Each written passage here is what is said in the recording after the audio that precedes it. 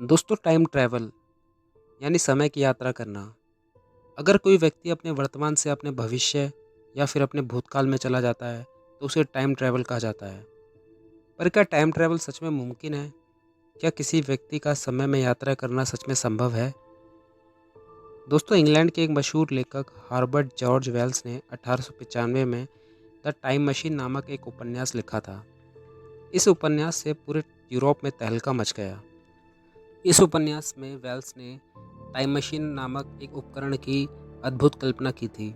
ये उनकी कल्पना का एक ऐसा आविष्कार था जिसे विश्व भर के वैज्ञानिक और लेखक आज तक उपयोग कर रहे हैं। इस उपन्यास से प्रेरित होकर हॉलीवुड में कई फिल्में भी बनी हैं। दोस्तों, टाइम मशीन एक ऐसा उपकरण या एक कल्पना जिसमें बैठकर कोई भी मनुष्य भूतकाल या भविष्य के किसी भी समय में जा सकता है। दोस्तों, अधिकतर वैज्ञानिक मानते हैं कि ये सिर्फ एक कल्पना है जो कभी हकीकत नहीं बन सकती। दोस्तों, पहले के समय में यह माना जाता था कि समय सभी के लिए समान है। यानी यदि धरती पर 10 बज रहे हैं तो मंगल ग्रह पर भी 10 ही बज रहे होंगे।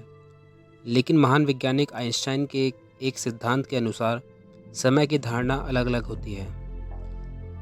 एल्बर्ट आइंस्टाइन ने कहा था कि दो घटनाओं के बीच मापा गया समय इस बात पर निर्भर करता है कि उन्हें देखने वाला किस गति से जा रहा है। दोस्तों, हम इसे एक उदाहरण के तौर पर समझते हैं। मान लीजिए कि दो जुड़वा भाई हैं, ए और बी।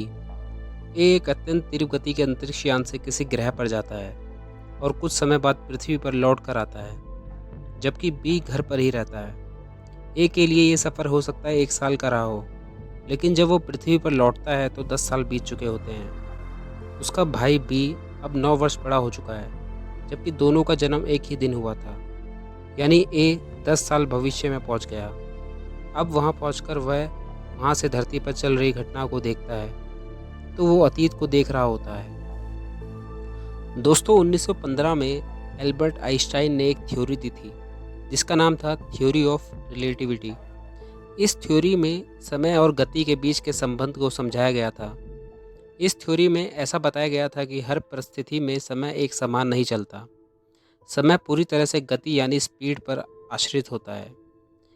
इसे ऐसे समझिए, जैसे अगर आपकी गति ज़्यादा है तो आप एक तय दूरी को कम समय में पूरी कर सकते हैं। वहीं धीमी गति होने पर उतनी ही दूरी को तय करने के लिए आपको ज़्यादा समय लगेगा। इसी तरह अगर आप अपनी गति बहुत तेज़ कर ले तो आप समय से आगे निकल सकते हैं, जिसे हम भविष्य भी कहते हैं।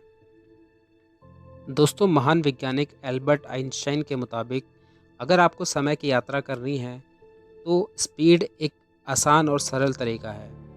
आइंस्टाइन के मुताबिक अगर आप प्रकाश की गति यानी लाइट की स्पीड से यात्रा करते हैं तो आपका समय दूसरों के समय के मुताबिक धीमा हो जाता है। इसे समय का फैलाव यानी टाइम डायलेशन भी कहते हैं। और ये सिर्फ एक अनुमान नहीं है, इसे मापा भी गया है। साल 1971 में जोसेफ सी हॉफेल और रिचर्ड ए कटिंग ने थ्योरी ऑफ रिलेटिविटी को लेकर एक एक्सपेरिमेंट किया। इस एक्सपेरिमेंट का नाम हैफले कटिंग एक्सपेरिमेंट रखा गया। इस एक्सपेरिमेंट में उन्होंने 4 एटॉमिक क्लॉक यानी परमाणु घड़ी का इस्तेमाल किया था। इन घड़ियों को लेकर उन्होंने धरती के 2 चक्कर लगाए, लेकिन जब वो दोनों वापस लौटे तो नतीजे हैरान करने वाले थे। उन्होंने अपनी लेबोरेटरी में एक परमाणु घड़ी को छोड़ दिया था, वहीं बाकी 3 घड़ियाँ उनके साथ धरती के चक्कर लगा रही थी। जब वो वापस लौटे तो उन्होंने पाया कि चारों घड़ियों का टाइम अलग अलग है, बल्कि जो घड़ी उन्होंने अपने लेबोरेटरी में छोड़ी थी उसका टाइम सबसे धीमा है। ऐसा इसलिए हुआ क्योंकि बाकी घड़ियाँ स्पेस में कई गुना तेज़ी से ट्रैवल कर रही थी। वहीं लेबोरेटरी में रखी घड़ी बिल्कुल स्थिर थी। लेकिन इस एक्सपेरिमेंट के बाद एक बात तो साफ हो गई कि अगर आप स्पीड को बढ़ा लें तो आप समय से आगे निकल सकते हैं, यानी भविष्य में जा सकते हैं। हालांकि अभी तक शायद विज्ञान उतनी तरक्की नहीं कर पाया है जिससे हम समय की गति से आगे निकल सकें, लेकिन भविष्य में ऐसा हो सकता है।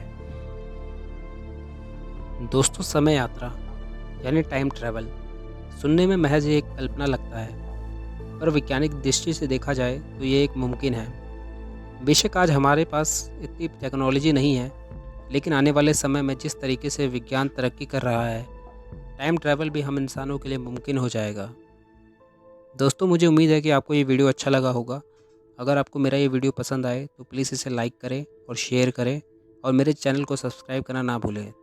Thank you. धन्यवाद।